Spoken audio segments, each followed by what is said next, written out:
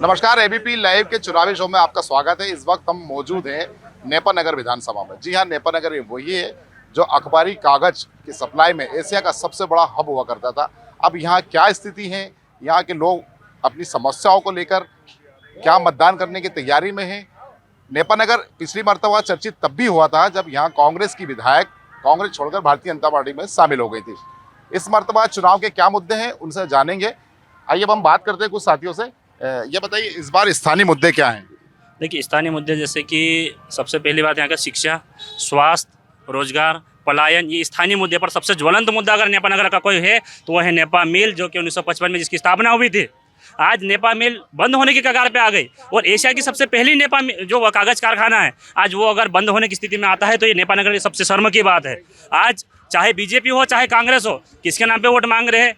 कोई राम मंदिर के नाम पे वोट मांग रहा है, कोई 307 के नाम पे वोट मांग रहा है, कोई मोदी जी के नाम पे मांग रहा है, कोई राहुल गांधी के नाम पे मांग रहा है। यहाँ के स्थानीय लोगों ने क्या करा है? मतदान इस पे होना चाहिए। आज हम लोग जैसे काम कर रहे हैं, हम लोग 10 सालों से सामाजिक क्षेत्र में काम कर रहे हैं, सामाजिक साथियों के साथ काम कर रहे हैं, अस्पतालों में काम कर रहे हैं। इसको लेकर के आज हमने हमारे संगठन की ओर से एक प्रतिनिधि को खड़ा करा है और आज उसके बदौलत हम लोग वोट मांगने के लिए आए हैं। तो मैं ये चाहता हूं कि यहाँ जो अगर मतदान होना चाहिए तो स्थानीय जो इनका प्रत्याशी है, उस प्रत्याशी ने पिछले कार्यकाल में क्या किया है उसके आधार में मतदान होना चाहिए। विधायक बनते ही पहले क्या होना चाहिए? आप नए विधायक से क्या उम्मीद करते हैं? देखिए, नए विधायक से सबसे पहले हमारी उम्मीद है कि जो नेपा मिल है वो नेपा मिल का फिर से जो है गवर्नमेंट का उसको होना चाहिए, ना कि उसको कभी जीवन में कोई प्राइवेट सेक्टर में नहीं दिया जाना चाहिए। दूसरा, जो ओल्ड पेंशन योजना है वो लागू होना चाहिए। यहाँ इंडस्ट्रियल एरिया डेवलप होना चाहिए और एक अच्छा 100 बेड का हॉस्पिटल। ये सारी बातें तो कांग्रेस भी कर रही है। योजना करती तो है सब बातें, बड़े बड़े वादे करते, पर होता क्या? चुनाव जीतने के बाद क्या होता है? 11 दिन में कर्जा माफ। इधर से मोदी जी बोलते हैं सबको 15 लाख खाते में आएंगे। आज बताओ किसके खाते में 15 लाख आए? किसके 11 दिन में कर्ज माफ हुआ? बताइए ना। और ये चीज़ें हैं कि आज जितनी तमाम प्रकार की मोटी मोटी योजना निकलती है, आज शिवराज जी 1-1 हज़ार रुपये दे रहे हैं।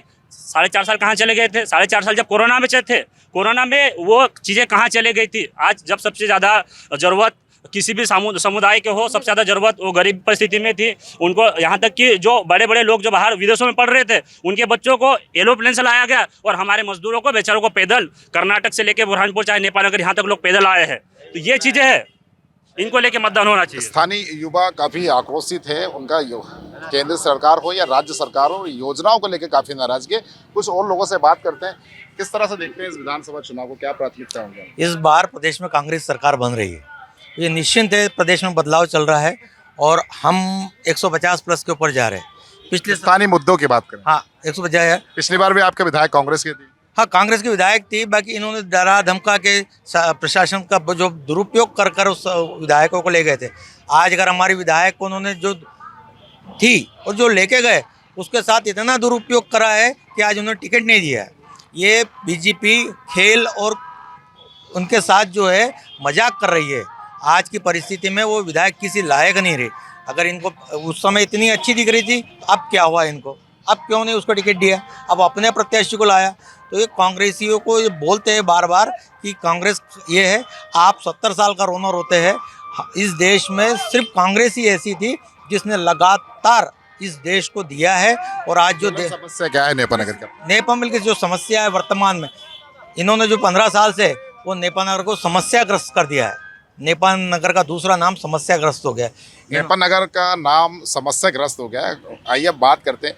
भारतीय जनता पार्टी क्या डरा के ले गई थी इनके कांग्रेस के? वो स्वैच्छिक आई थी, अपनी इच्छा से आई थी। इनकी रीति नीतियों को उनने समझा, बाद में उनके नहीं समझ में आया तो वो उनने छोड़ दिया कांग्रेस को और बीजेपी में आ गई। उसके बाद विकास कार्य जो चल रहे थे क्षेत्र में, उनमें फिर से गति आ गई। अभी 6 महीने पहले चुनाव हुए नगर पालिका में, कांग्रेस की परिषद बैठी है, तनख्वाह होने के वादे हो गए हैं। साफ सफाई नहीं हो रही, झाड़ी झुंडी नहीं कट रही। दीपावली पे इनको सम्मान राशि मिलती थी सभी कर्मचारियों को, किसी के भी कर्मचारी को 1 रुपया उन्होंने एडवांस नहीं दिया। गरीब से गरीब तबके को सभी सहायता मिलती थी। सब नगर पालिका का पूरा कामकाज। इतने अच्छे काम किए थे विधायक, तो फिर टिकट क्यों कटा? नहीं, टिकट कटा ये तो पार्टी की रीति नीति है, इसमें हम नहीं बोल सकते। वो पार्टी का एक एजेंडा है, उनके साथ अब क्या प्लस माइनस आया वो उनको। क्या करना चाहिए नेपानगर जो नया विधायक बनता है कि जो नेपानगर की प्रमुख समस्या है उनका समाधान हो सके? उसकी समस्या जो हमारे विकास कार्य रुके हैं, हम उनको फिर से गति देंगे। गांव बोलो आप बोलते रहिए। उसमें हमको जो हमारे विकास कार्य रुक रहे थे, कांग्रेस के आने से, और फिर कांग्रेस बदली फिर से। अब हमारे जो विकास कार्य फिर से बीजेपी सरकार बैठने वाली है पूरी ताकत से प्रदेश में, और पूरे विकास कार्य वापस सुचारू रूप से चालू होंगे। उसके साथ साथ हमारे यहाँ रोजगार के लिए भी प्लानिंग है। जो ये राजेंद्र दादू ने जो शुरुआत करी इस क्षेत्र में, सब जगह के रोड्स बना के, ब्रिज बना के, उनकी ये प्लानिंग थी कि अगले 5 साल में, पर दुर्घटनावश उनका देहांत हो गया तो योजनाएं रुक गई। नहीं तो आज रोजगार के भी अच्छे साधन वो खड़े कर देते हैं। नेपानगर पेपर मिल जो है वो यहाँ का मुख्य स्रोत है रोजगार को लेकर, लेकिन सारे लोगों की समस्या ये है कि उसको लेकर कुछ होना चाहिए। कैसा देखते हैं आप? सरकार ने जो वादे किए कि भाई हम कर्जा माफ करेंगे, तो उसमें डेडलाइन नहीं बताया कि कौन से साल तक करेंगे। पिछले टाइम में भी वैसा ही किया कि कर्जा माफ करेंगे, वो रेगुलर वाले जो किसान हैं वो डिफाल्टर हो गए। अभी आने वाले समय में कौन से किसानों का करेंगे, कौन से साल में करेंगे। क्या समस्या है आपकी और क्या होना चाहिए? ये है कि किसान का कर्जा माफ करने की जो घोषणा हुई है उसमें उन्होंने एजेंडे के अंदर तारीख नहीं बताई कि ये साल से लेके ये साल तक करेंगे। वही आने वाले समय में भी उन्होंने जो फार्म भरवाए उसमें बहुत सारे किसान डिफाल्टर हो गए, जिनका हुआ उनका हुआ, बाकी किसान लटक गए।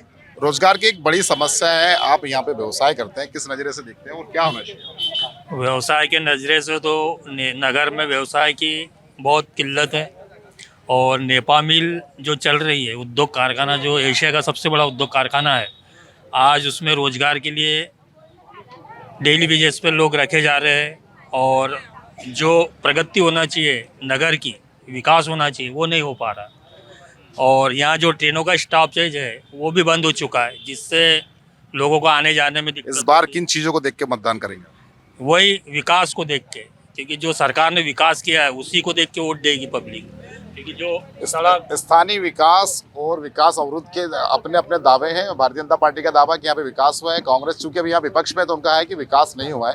आम लोगों से जानना चाहते हैं कि विकास और दावे की हकीकत क्या है। कैसा देखते हैं चुनाव को, क्या मुद्दे होंगे इस चुनाव को? चुनाव का यही परिणाम है कि हमारा जो आदिवासी बहुल्य इलाका है, इस बेल्टे में सबसे पहले तो राजेंद्र दादू विधायक था। उस समय में कहा कि भाई राजेंद्र दादू मर गया तो बोले कि मंजू दादू को जिताओ, तो आदिवासी का जो भी जितना भी काम बाकी है वो सपना पूरा करेगा। तो हमारा बेल्टे में सिर्फ आदिवासियों का ज़मीन का पट्टा का लड़ाई थी। तो कहा कि भाई हम पट्टा दिलाएंगे। मिला कि नहीं मिला पट्टा? नहीं मिला पट्टा। फिर दूसरा चुनाव आया तो बोले कि इस बार बोले कि सुमित्रा काष्डेकर को जिताओ तो पट्टा मिलेगा। फिर दूसरी बार अर्चना चिटनीस और हमारा ये विजय शाह वन मंत्री आया और मांडवा में कैंप पे लगा के 10 दिन में हम पट्टा दिलाएंगे करके बोला। अभी तक पट्टा मिला है कि नहीं मिला। अब क्या करेंगे आप? अब हम अलग से हम चुनाव लड़ रहे हैं। तो फिर बोला कि भाई तुमको हम पट्टा देंगे, अगर 10 दिन में नहीं देंगे। तो फिर मंजू ने बोला था मांडवा में टुकाराम के घर बैठ के कि मैं पट्टा नहीं दूंगा, तो मैं प्रचार करने आज के बाद आऊँगा नहीं करके बोल के गई थी। लेकिन आज तक पट्टा नहीं दिया और फिर आ रही है चुनाव में वोट मांगने। अब लोग उसको गाली मार रहे हैं। शहरी क्षेत्रों की अपनी समस्या है, ग्रामीण क्षेत्रों की अपनी समस्या है। चूंकि नेपा मिल के इर्द गिर्द ही चुनाव घूमता है, उसको लेकर जानते हैं। ये बताइए, नेपा मिल की क्या स्थिति है? डबल इंजन की सरकार ने नेपाल लिमिटेड के लिए आज तक कुछ भी नहीं किया। यहाँ जितनी भी चीज़ें हैं, ये नगर पालिका, तहसील, ITI, कॉलेज, सब कांग्रेस की देन है। नेपा नगर से लेके जितने भी देहात है, जिनके रपटे बने हुए नालों के, सब कांग्रेस की देन है। उसको रिपेयर भी नहीं करा पाए। नेपा मिल आज की तारीख में चालू है। 1200 करोड़ अरुण यादव जब आए थे उन्होंने किया था। बीजेपी की सरकार में एक ग्रेडेशन करके मजदूर का उम्र घटा दी थी, 60 से 58 कर दी। अभी क्या स्थिति है नेपा मिल की?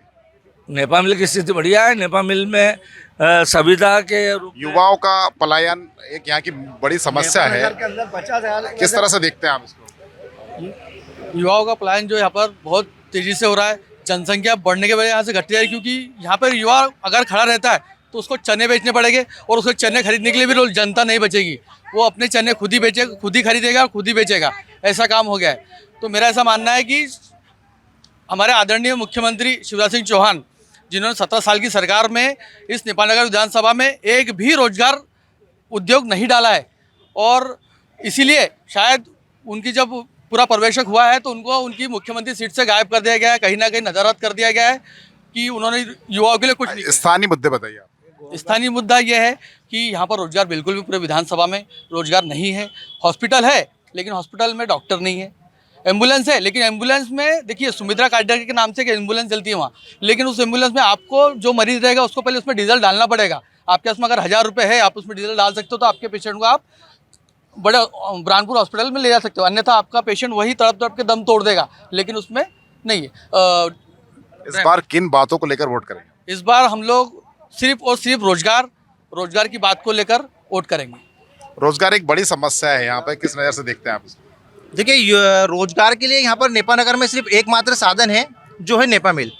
तो नेपा मिल में भी जितने यहाँ पर जो बेरोजगार युवा हैं, अब सभी को वहाँ पर रोजगार तो नहीं दिया जा सकता, लेकिन जो कुछ यहाँ के 70-80% जो बेरोजगार युवा थे वो कहीं ना कहीं खंडवा बुरहानपुर अप डाउन करते थे और वहाँ रोजगार करते थे। लेकिन जब से कोरोना काल के बाद से ट्रेनों का स्टॉपेज पूर्ण तरीके से बंद हो गया है और फिर कुछ ट्रेनें बाद में चालू भी की गई, लेकिन उनका जो टाइमिंग है, नए विधायक से क्या उम्मीद करते हैं?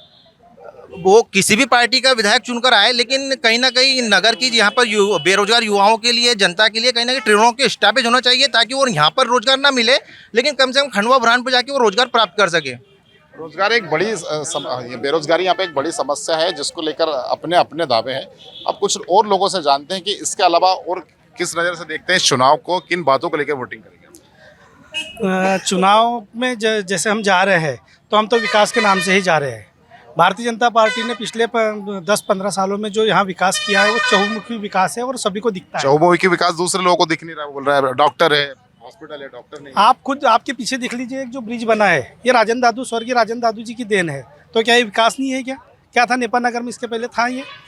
आज सिविल कोड आप जाके देख लीजिए, सरकारी हॉस्पिटल देख लीजिए, बना है ना। व्यवस्था सरकारी तंत्र है, सभी में सरकार में ये भी रह चुके हैं। हमने 17 साल की सरकार चलाई है, 17 साल की सरकार में हमने इतना करके दिखाया है। आप 60 साल रहे, आपने क्या किया है? तो काफी विकास हुआ है। आप नगर पालिका कांग्रेस के देन थी, हॉस्पिटल कांग्रेस के देन थी, शासकीय गवर्नमेंट कॉलेज नेपाल के देन थे, ITI नेपाल के देन। अगर ये सिर्फ एक पुल जो है उसको लेकर हो रहे 70 साल बंद तो कराया नहीं। जब वो सत्ता में थे, जब उनने वो चीजें बनाई, हमने उसको बंद नहीं करा के उसको आज हम बड़े स्तर पे लेके आए। कॉलेज का आप देख लो, नई बिल्डिंग आ गई है कॉलेज के लिए, कांग्रेस सरकार में, और उसके बाद में अस्पताल की बड़ी बिल्डिंग आ गई है। आज 35 बिस्तरों का अस्पताल बन गया। भाजपा और कांग्रेस के समर्थकों के अपने अपने दावे हैं, कुछ और लोग भी हैं, उनसे जानेंगे किस नजर से देखते हैं इस चुनाव को, क्या प्रमुख मुद्दे हैं। देखिए यहाँ पर है ना, नेपा नगर हमारा गुलदस्ता है और हम कांग्रेसी हो या बीजेपी की हो, हम लोग यहाँ विकास को लेकर लड़ते हैं। मैं पिछली बार पूरे 26 दिन यहाँ पर इसी चौराहे पे रेल रोको आंदोलन किया है मैंने, और यहाँ पर ट्रेनें नहीं रुकती थी। मैंने यहाँ पर आदरणीय सांसद महोदय, विधायक महोदय जी को यहाँ बुलवाया, और जो बाकी 2 ट्रेनें बची है उसके लिए भी हम संघर्ष कर रहे हैं। वो 26 दिन का जो मैंने आंदोलन किया उसके बदौलत यहाँ पर स्टॉपेज हुआ है। जबकि इनकी रनिंग विधायक सुमित्रा कार्डियक जी के खिलाफ में गांव-गांव में लापता के पोस्टर लगे थे, और कल की तारीख में जो मंजू दादू यहाँ पर विधानसभा प्रत्याशी आज भाजपा की, उनको बाकड़ी में घुसने नहीं दिया, उनको है ना प्रचार करने नहीं दिया। नेपा नगर की ये हालत है कि भारतीय जनता पार्टी को हम लोगों ने, जो कांग्रेस का विपक्ष है, उसने टार्चर कर करके विकास करवाया है। और आप पूछिए मंजू दादू जो आज चुनाव लड़ रही है कि उनको 2.5 साल पूरे मिले थे 2016 से 18 तक के, उन्होंने क्या विकास कराया? उन्होंने एक भी लोकार्पण नहीं करा। आज जो लोकार्पण तरस रहे हैं, हमारी फिर से नेपा नगर की कांग्रेस की सीट जीतेगी। और नेपा नगर का इतिहास है 1977 से कि यहाँ जो जीतता है सरकार उसकी बनती है। नेपा नगर से गेंदूबाई जीतेगी, कमलनाथ जी माननीय मुख्यमंत्री बनेंगे, और हम लोग कांग्रेसी यहाँ पर इनके जो इन्होंने जो ईंट लगाई है विकास कार्यों की बात कर रहे हैं, इन्होंने नहीं करे, हमने करवाया, और कांग्रेस सरकार उसका लोकार्पण करेगी।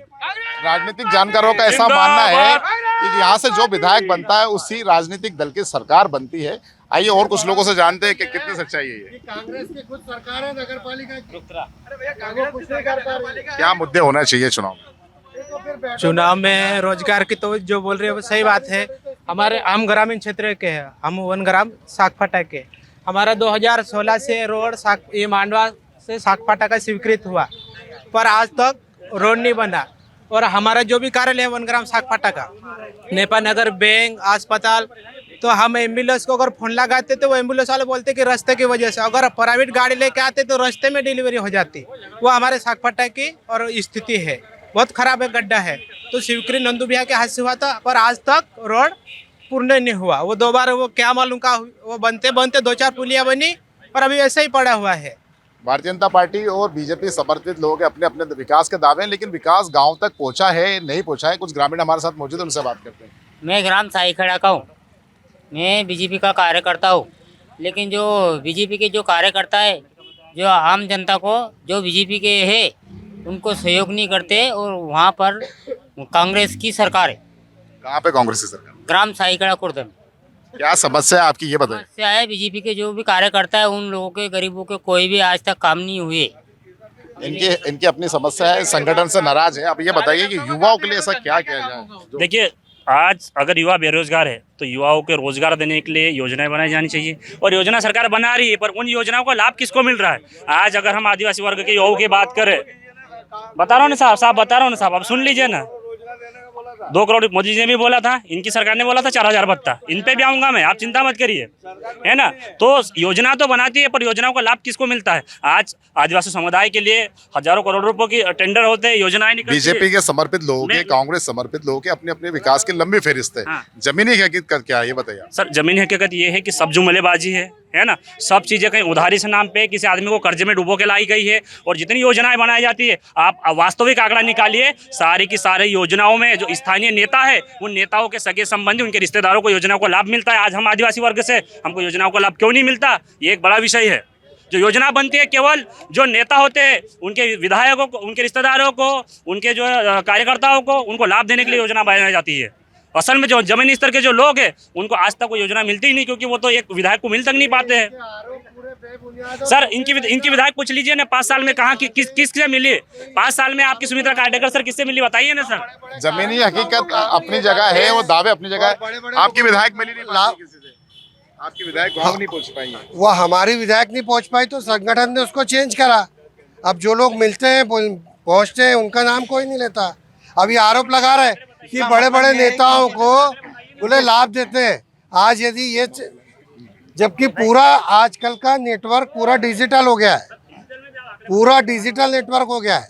आज 1-1 रुपया आपके खाते में पहुंच रहा है। खुद राजीव गांधी ने स्वीकार करा था कि केंद्र से 1 रुपया चलता है और आपके पास 10 पैसे पहुंचते हैं। आज नरेंद्र मोदी से 1 रुपया चलता है तो पूरा 1 रुपया आपके खाते में। 1 रुपया चल रहा है, 1 रुपया पहुंच रहा है आपके पास। हाँ, ये 1 रुपया इनके जेब में पहुंच रहा है। आज की तारीख में है कि प्रदेश में सरकार है, मात्र बीजेपी ही ऐसे कार्यकर्ता बहुत मजबूत हुआ है। आज की तारीख में बीजेपी कार्यकर्ता जो साइकिल पे चलता था, वो 4 व्हीलर पे चल रहा है। विकास सिर्फ बीजेपी कार्यकर्ता का हुआ है। अगर सांसद इतना मजबूत होता तो मात्र जो गाड़ियां रुकी थी उसको रोकने के लिए सांसद को 1250 रुपये अभी पहुंचे। सांसद को 2 साल नहीं रुकते। आज DRM जो है भुसावल, वो महाराष्ट्र में हर गाड़ी रुक रही है। एक सांसद जो ऐसा है जो रुकती भी गाड़ी को रोक नहीं पाए, वो क्या विकास करेंगे? आज झूठ बोलते हैं सारे लोग। इन लोगों ने मजाक करके रखा है। पार्टी का अपना विकास के लिए इन्होंने गुमराह किया है, पब्लिक को गुमराह किया है। विकास वाले अपने अपने दावे हैं, लेकिन एक बार मैं फिर आता हूँ आपके पास। मैं ये कह रहा हूँ कि भाई साहब ने जो बड़ी बड़ी योजना बताई कि इनके कार्यकाल में फलाने विकास हुए, आज बुरहानपुर का आंकड़ा निकाल के देख लीजिए। अगर पूरे मध्य प्रदेश में सबसे भ्रष्ट अगर कोई जिला है, अगर कोई अधिकारी अगर ट्रांसफर लेकर के आता है कि बुरहानपुर में कोई आवाज उठाने वाला नहीं है, इनके ही कार्यकाल में जनजाति कार्य विभाग में 7 करोड़ का गफला हुआ, 7 करोड़ का भ्रष्टाचार हुए। यहाँ की नेपाल नगर की जो सहकारी समिति है, उसमें करोड़ों रुपए के भ्रष्टाचार हुए। तो ये भ्रष्टाचार की सरकार, इसको अपनी कमियां भी तो बताइए ना भाई साहब, वो भी तो देखिए। जुमलेबाजी अलग बात है, परंतु असल में जमीनी स्तर के मुद्दे, ये बड़ा विषय है यहाँ का। क्या होना चाहिए आपको? यहाँ के देखिए, सबसे पहले मेरे को विकास, शिक्षा, स्वास्थ्य और रोजगार और पलायन, ये 4 चीजें रुक जाए, बाकी सब जुमलेबाजी है। हमको किसी बड़े उनके नाम पे जो वो लोगो लगा उसके नाम पे हमको मतदान नहीं चाहिए। मतदान हमको विकास और उसके नाम पे हम मतदान करेंगे। विकास और स्थानीय मुद्दे यहाँ पे हावी हैं, जिसमें शिक्षा, रोजगार की बात सभी दोहरा रहे हैं। अब देखना होगा कि नेपानगर की जनता इस बार नए विधायक के तौर पर किसे अपना प्रतिनिधित्व सौंपती है। Sheikh Shakeel, ABP news, Nepanagar.